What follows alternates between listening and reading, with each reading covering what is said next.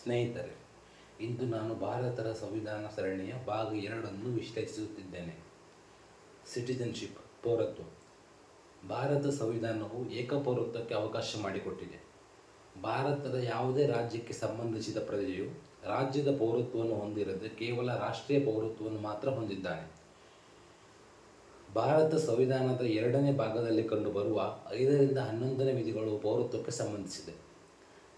ಜನವರಿ 26, 1950ರಂದು ಜಾರಿಗೆ ಬಂದ ಸಂವಿಧಾನದಲ್ಲಿ ಬೈ ಬರ್ತ್ ಎಂಬ ಕಾರಣಕ್ಕಾಗಿ ಪೌರತ್ವವು ಜಾರಿಯಾಗುತ್ತಿತ್ತೇ ಹೊರತು ಇಲ್ಲಿ ಪೌರತ್ವವನ್ನು ಪಡೆದುಕೊಳ್ಳುವ ಅಥವಾ ಕಳೆದುಕೊಳ್ಳುವ ಪ್ರಮೇಯವಿರಲಿಲ್ಲ. ಪೌರತ್ವ ಕಾಯ್ದೆ 1955. ಭಾರತ ಸಂವಿಧಾನದ 11ನೇ ವಿಧಿಯ ಪ್ರಕಾರ ಪೌರತ್ವಕ್ಕೆ ಸಂಬಂಧಿಸಿದ ಕಾನೂನುಗಳನ್ನು ರೂಪಿಸುವ ಅಧಿಕಾರ ಸಂಸತ್ತಿಗೆ ಮಾತ್ರ ಇದೆ.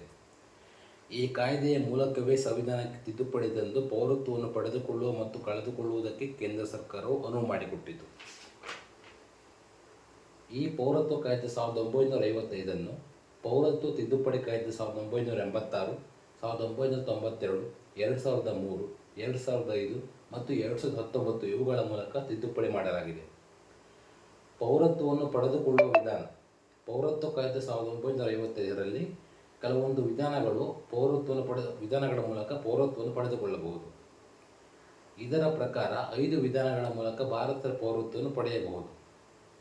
By birth, by descent, by registration, by naturalisation, by incorporation of territory. ಈ 5 ವಿಧಾನಗಳ ಮೂಲಕ ಭಾರತದ ಪೌರತ್ವವನ್ನು ಪಡೆದುಕೊಳ್ಳಬಹುದು. ಹಾಗೆಯೇ ಈ ಪೌರತ್ವ ಕಾಯ್ದೆಯ ಪ್ರಕಾರ ಭಾರತದ ಪೌರತ್ವವನ್ನು ಕಳೆದುಕೊಳ್ಳಲು ಕೆಲವು ವಿಧಾನಗಳನ್ನು ನೀಡಲಾಗಿದೆ. ಈ ಕಾಯ್ದೆಯ ಪ್ರಕಾರ 3 ರೀತಿಯಲ್ಲಿ ಪೌರತ್ವವನ್ನು ಕಳೆದುಕೊಳ್ಳಬಹುದು. ರಿನ್ಯೂನಿಕೇಷನ್, ಬೈ ಟರ್ಮಿನೇಷನ್, ಡಿಪ್ರಿವೇಷನ್. ತ್ಯಜಿಸುವುದು, ರದ್ದು ಮಾಡುವುದು ಮತ್ತು ಕಳೆದುಕೊಳ್ಳುವ ಮೂಲಕ ಭಾರತದ ಪೌರತ್ವವನ್ನು ತ್ಯಜಿಸಬಹುದು. ಹಾಗೆಯೇ ದ್ವಿಪೌರತ್ವ. ಪರ್ಸನ್ಸ್ ಆಫ್ ಇಂಡಿಯನ್ ಒರಿಜಿನ್ ವ್ಯಕ್ತಿಗಳಿಗೆ ಈ ದ್ವಿಪೌರತ್ವವನ್ನು ನೀಡುವ ಉದ್ದೇಶದಿಂದ ಸಂಸತ್ತು 2003 ಡಿಸೆಂಬರ್ 23ರಂದು ಪೌರತ್ವ ಕಾಯ್ದೆಯನ್ನು ತಿದ್ದುಪಡಿ ಮಾಡಿತು.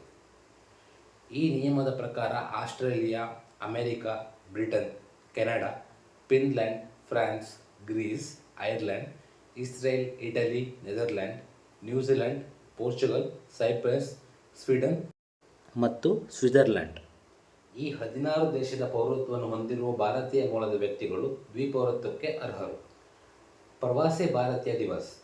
ಓವರ್ಸೀಸ್ ಇಂಡಿಯನ್ ಕಮ್ಯುನಿಟಿಯವರು ನೀಡಿರುವ ಕೊಡುಗೆಯನ್ನು ಸ್ಮರಿಸಿಕೊಳ್ಳಲು ಪ್ರತಿ ವರ್ಷ ಜನವರಿ 9ನ್ನು ಪ್ರವಾಸಿ ಭಾರತೀಯ ದಿವಸ್ ಎಂದು ಕರೆಯುತ್ತಾರೆ. ಮಹಾತ್ಮ ಗಾಂಧಿಯವರು ದಕ್ಷಿಣ ಆಫ್ರಿಕಾದಿಂದ ಜನವರಿ 9, 1915ರಂದು ಭಾರತಕ್ಕೆ ಬಂದ ನೆನಪಿಗಾಗಿ ಈ ದಿನವನ್ನು ಆಚರಿಸಲಾಗುತ್ತದೆ. ಇಲ್ಲಿ ಗಮನಿಸಬೇಕಾದ ವಿಷಯವೇನೆಂದರೆ ಆಕ್ಟರ್ ಅಕ್ಷಯ್ ಕುಮಾರ್ ಅವರು ಕೂಡ ಓವರ್ಸೀಸ್ ಇಂಡಿಯನ್ ಕಮ್ಯುನಿಟಿಗೆ ಸೇರಿದವರಾಗಿದ್ದಾರೆ. ಇವರು ಕೆನಡಾದ ಪ್ರಜೆಯಾಗಿದ್ದರು. ಅವರು ಇತ್ತೀಚೆಗೆ ಭಾರತದ ಪೌರತ್ವಕ್ಕಾಗಿ ಅರ್ಜಿ ಸಲ್ಲಿಸಿದ್ದರು. ಬೈ ರಿಜಿಸ್ಟ್ರೇಷನ್ನ ಮೂಲಕ ಭಾರತದ ಪೌರತ್ವವನ್ನು ಪಡೆದುಕೊಂಡರು. ಪೌರತ್ವ ತಿದ್ದುಪಡಿ ಕಾಯ್ದೆ 2019.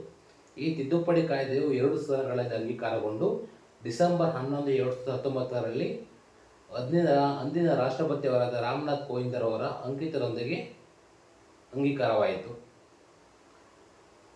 ಪೌರತ್ವ ತಿದ್ದುಪಡಿ ಕಾಯ್ದೆಯನ್ನು ಅನುಷ್ಠಾನಗೊಳಿಸಿದ ಮೊದಲ ರಾಜ್ಯ ಉತ್ತರ ಪ್ರದೇಶ. ಭಾರತದ ಕೆಲವೊಂದು ರಾಜ್ಯಗಳಿಗೆ ಈ ತಿದ್ದುಪಡಿ ಅನ್ವಯಿಸುವುದಿಲ್ಲ.